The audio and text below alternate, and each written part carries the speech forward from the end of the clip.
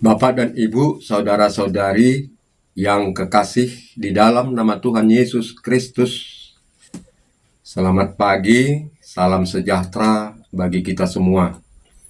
Semoga Anda berada dalam keadaan sehat walafiat, tidak kurang sesuatu apapun. Tuhan Yesus memberkati.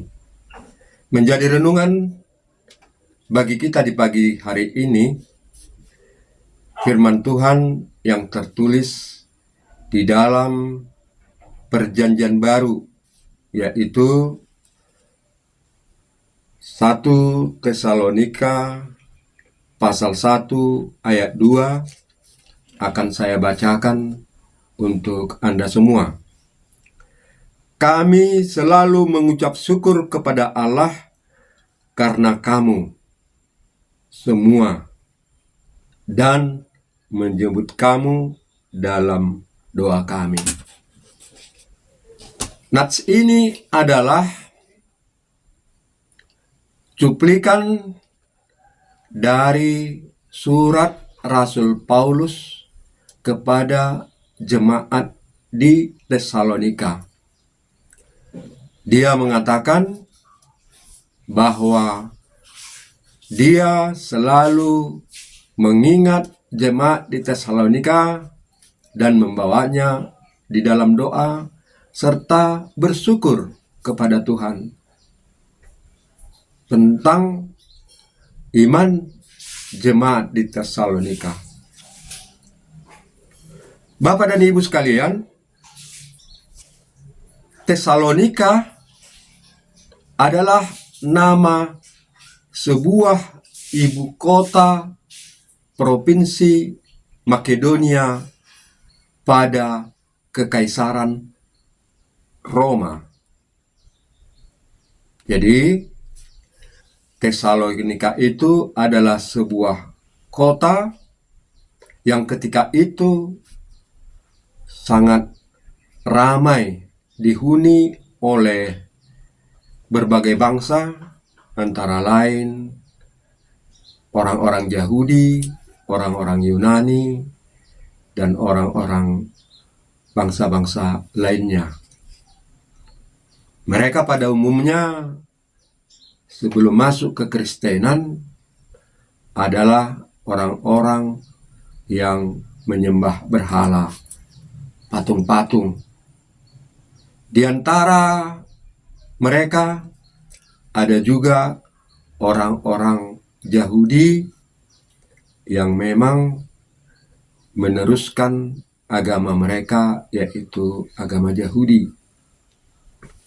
Mereka biasanya menyembah Tuhan di dalam rumah-rumah ibadah, yaitu sinagoge. Lalu Paulus datang ke rumah-rumah ibadah itu. Dia proaktif untuk memberitakan Yesus Kristus, Sang Juru Selamat.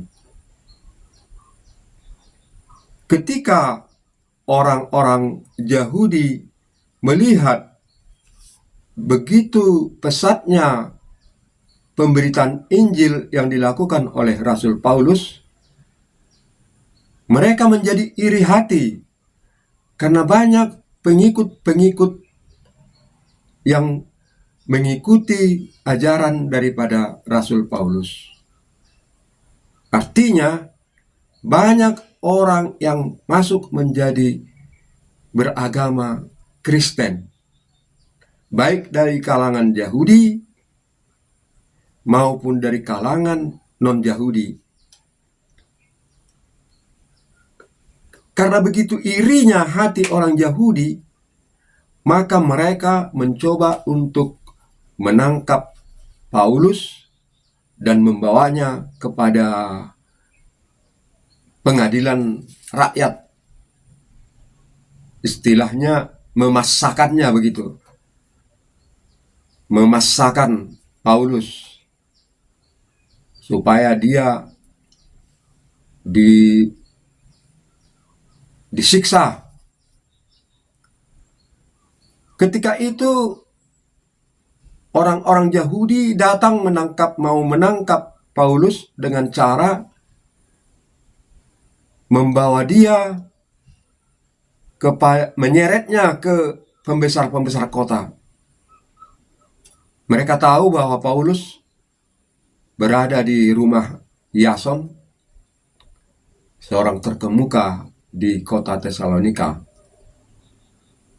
Akan tetapi mereka tidak menemukan Paulus.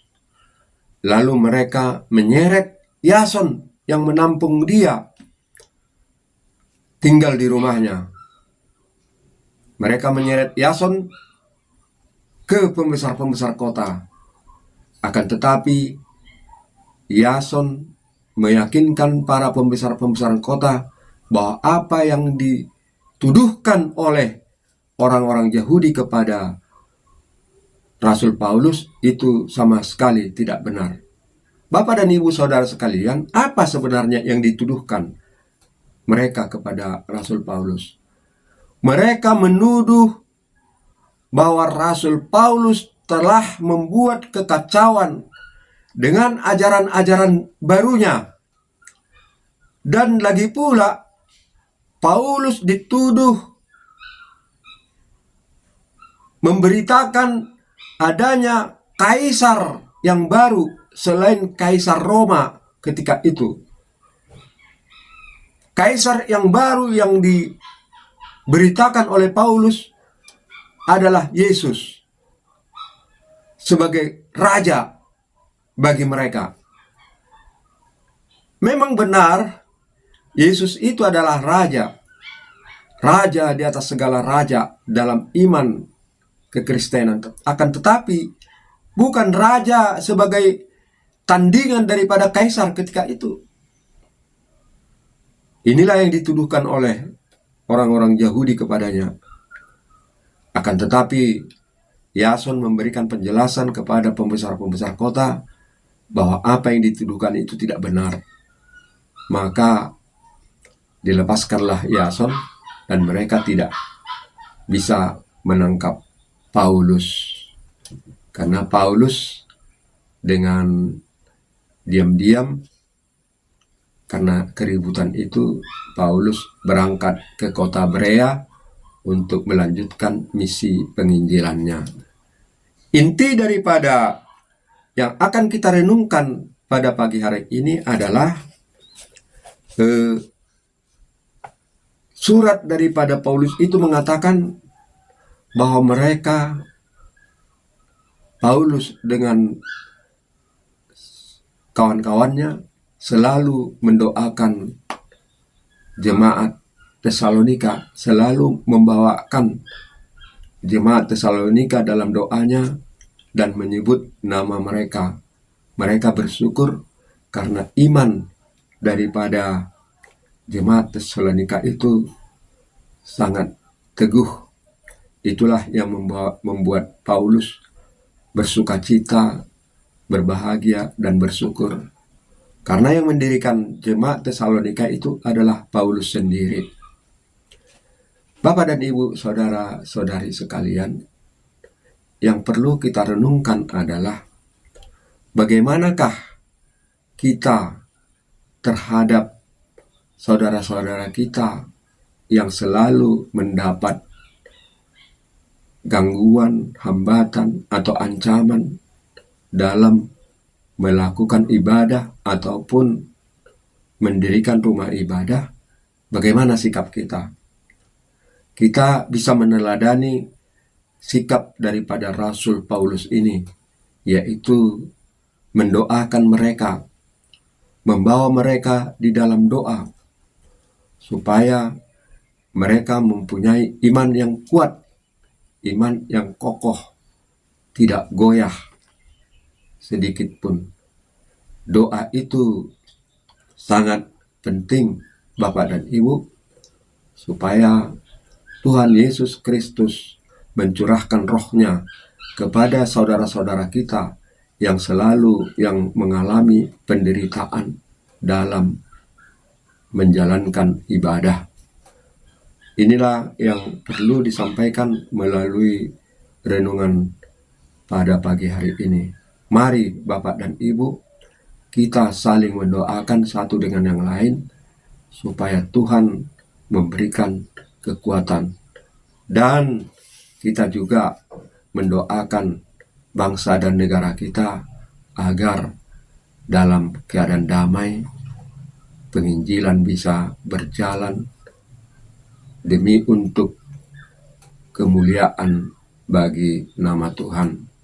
Tuhan Yesus kiranya memberkati kita, Tuhan Yesus kiranya memberikan kemudahan-kemudahan dalam menjalankan misi penginjilan kita, supaya banyak orang yang bertobat dan mengikut Tuhan Yesus Kristus. Terima kasih atas perhatiannya. Shalom.